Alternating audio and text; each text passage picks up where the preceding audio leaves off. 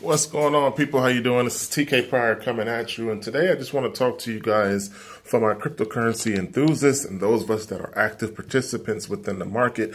What is the temperament within the community in terms of a cryptocurrency needing a asset to validate its foundation? Because there's a lot of up and coming and pre-existing cryptocurrencies that basically make the assumption that an asset is needed behind the sound accounting based in blockchain. So in other words, it kind of negates the process of blockchain because it says that the validation to sound accounting has to be a pre-existing asset.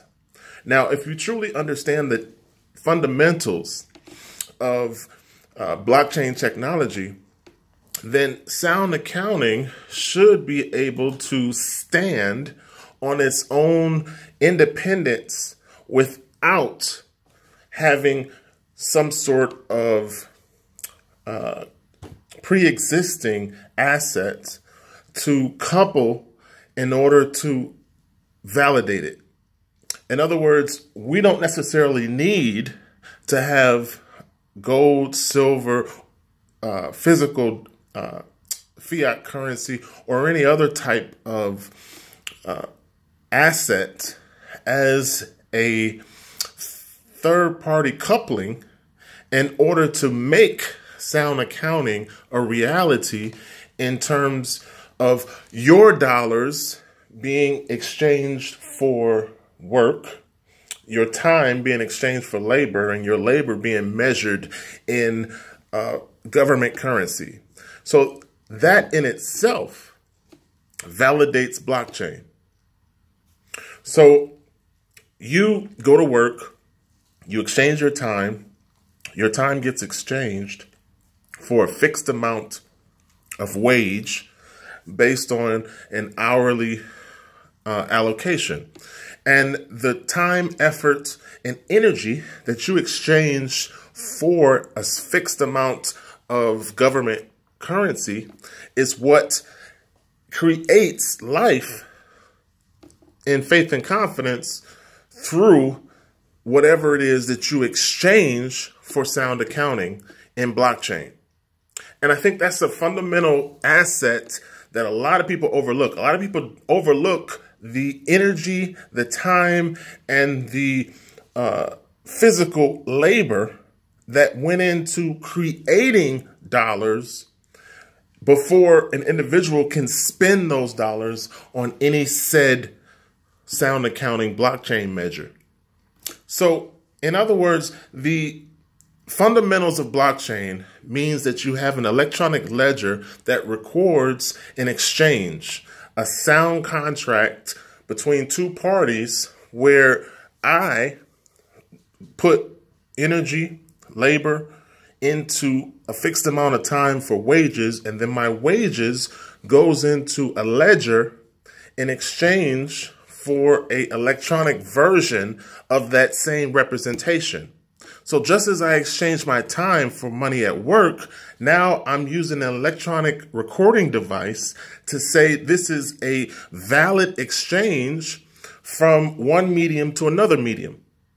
So I beg the question to the community in terms of, are we overlooking blockchain sound accounting when we say that there must be some sort of physical asset behind the accounting in order to validate the blockchain? Blockchain in itself is an electronic algorithm that basically, through consensus, prevents fudging the ledger. So if you're not able to cheat on your recording mechanism, and now you have a legal and just way to record an exchange between two parties, my labor and time represented in fiat currency against a digital representation of said effort and now record it in a consensus mechanism through an electronic ledger that's open and public transparency, prevents anyone from basically cheating or editing. Okay? So it makes you really think, and I want you guys to really think about whether or not you need a separate asset to be coupled with blockchain in order for it to be successful.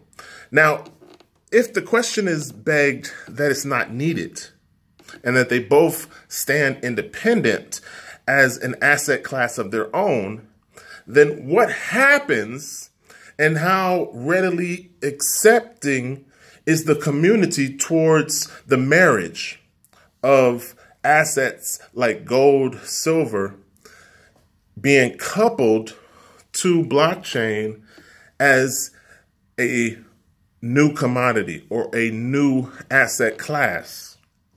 That's the question that I'm asking you guys. I want you guys to truly think about that, because there's a number of gold-backed cryptocurrencies, there's a number of silver-backed cryptocurrencies, and then you have Tether, which is US dollar-backed cryptocurrency. So here's the thing with any cryptocurrency. Sound accounting is the fundamental principle behind blockchain, which means I always have to beg the question, is Fort Knox empty? Is accurate accounting taking place with the third-party storage facility associated with the gold, silver, or whatever said asset is backing that cryptocurrency? Because third-party counter risk is one of the reasons that we get into cryptocurrency. In math, we trust, therefore we don't need a subject matter expert or a institution to go in between our transactions. You see what I'm saying? We don't need some corporation to say that I have to be the go-between in your commerce. So if we still add a third-party validator or a third-party storage facility, how accurate is the accounting associated with the gold in the vault, or the silver in the vault, or the dollars that's backing the said cryptocurrency? So my thing is, in order for a gold-backed coin to work, I need to know that Fort Knox is not empty. I need open transparency and an accurate blockchain to represent what's in the vault. Because if you think about the history of money, we always had a problem with the vault being empty. The entire process that led up to today's economic bubble is solely based on recording and ledgers that are being fudged in a disproportion to gold in the vault based on physical dollars representing said gold. So we all started out with gold in a vault. That's the history of money. That's the economics foundation that we all come from. But as time went on, selfish nature of human heart and greediness amongst the 1% who controlled the vaults decided we're going to start creating paper representations of gold in the vault, even though there's no gold in the vault. So now you have I can't even say the word.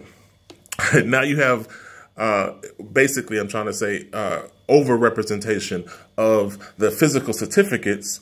So there's a leverage of maybe 10 to 1, 30 to 1 based on your physical gold that's in the vault. And who's the wiser? Because no one audits the vault. We just have the greedy controllers saying, I'm going to sell 10 contracts on the same bar of gold. I'm going to sell 30 contracts on the same bar of gold. So what happens is the physical gold in the vault gets over leveraged. And the people who receive the paper certificates don't realize that their certificate is basically a derivative a financial instrument that was created out of nothing. And that lack of understanding is what leads us to 2008, the Great Depression, the Weimar Republic, Venezuela, Zimbabwe. So, in other words, this cycle repeats itself continuously based on people's inability to understand how the system is manipulating you, or how the system basically is taking advantage of you. So when you think about gold-backed coins, when you think about silver-backed coins, or when you think about any type of physical asset that has to act as a marriage to a cryptocurrency, how successful can that cryptocurrency be, or how accepting will the market be to that cryptocurrency when it comes to future adaptation? Because like I said, there's a number of coins on the market, and I'm posing the question and trying to get somebody who's capable of thinking to honestly look at the two technologies, or look at the blockchain technology, understand it for what it is, and then realize the answer to the question is that they don't need each other to validate. They both could stand independently as separate asset classes. But then when you marry the two, and now you have a gold-backed cryptocurrency, or you have a silver-backed cryptocurrency, or you have any asset-based cryptocurrency that's married to a commodity, then how accepting will the cryptocurrency community be in that coin? You know, some people say, well, because of the gold that's married to the cryptocurrency, this cryptocurrency now has a foundation that's based in an asset that we can physically hold. Well, that's true. But is there any gold in the vault? If the coin is backed by 4% gold, and there's 21 million coins being distributed for that gold-backed cryptocurrency, then that means that 4% of 21 million has to be sitting somewhere in a vault. And you have to be able to exchange said cryptocurrency for that 4% at any given time. The same economic fundamental principles that existed when we had a gold standard to the dollar. There was a physical amount of gold in the bank. This paper representation said at any given time you could go to a bank and exchange it for the gold that's backed by that physical certificate. So the auditing process has to be accurate, and the blockchain recording has to mirror what's in the vault. Because history says that the controllers of the vault get greedy. They over-leverage what's in the vault against the paper certificates that they're issuing to the community, and then begin to create money or currency out of thin air. So I want you guys to really look at what's being presented to you, and then have enough thought process to decide for yourself what is accepting or what will become popular. Now, here's my summation on the entire process. When it comes to gold-backed or any type of asset-backed cryptocurrency, as long as the sound economic recording exists in both the blockchain for the coin on the electronic side and the physical assets that's supposed to be in the vault backing said coin, then I think they can be successful, or they have the potential to be successful. The key to acceptance of any asset-backed cryptocurrency must be sound recording. It must be honest and sound money in both the electronic and the physical gold or silver that's in the vault. So if you're going to say that I have 4% backed, then you need open transparency in terms of what is in the vault at all times. So if a company was going to be on the honest and the up and up, then they would develop a open, transparent way in which any customer can validate the said percentage that's backing that cryptocurrency, and then create a method where you can exchange the electronic cryptocurrency for the physical gold in the vault, because it's always backed. and because it physically sits there representing that 4%. Okay, so that's what I think it really takes as we go forward and more gold-backed coins and silver-backed coins come onto the market. I think you have to focus on the blockchain nature of sound and honest recording through sound money, where you have open transparency with what you say you're doing.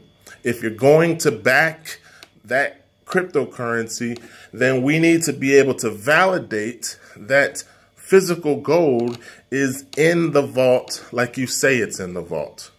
And that needs to be open to the public. So in other words, if I was going to do this for myself, what I would do is basically set up a open, transparent blockchain so that you can physically see the gold in the vault. And as it moves in and out, in terms of people making exchanges, that's a transparent ledger that anyone can log on and verify at any given time they want, in addition to being able to log on and see the electronic cryptocurrency blockchain. So you have blockchain that's merged, or you have two separate blockchains where you can openly log on and see electronic transfers going in and out and physical metals going in and out of the vault. So at any given time, there's no leverage taking place in terms of a coin that's not backed by anything. You know, the marriage that you present to the public must be true and must be openly visible at any given time. So I just want you guys to think about this. I posed a question to the community in terms of what your thought process is on gold-backed coins, silver-backed coins, or asset-based cryptocurrencies. And I think in open transparency, they do have a potential. It can grow because the whole nature of cryptocurrency is to get away from the lying, stealing, the I can't say the word, rehypothecation, you know, the over leverage that takes place. So if we can get away from the inherent problems within fiat, stop with the greedy bankers that create out of thin air, then we all have a chance to basically control our own assets, manage our own bank, and move into the future based on sound accounting.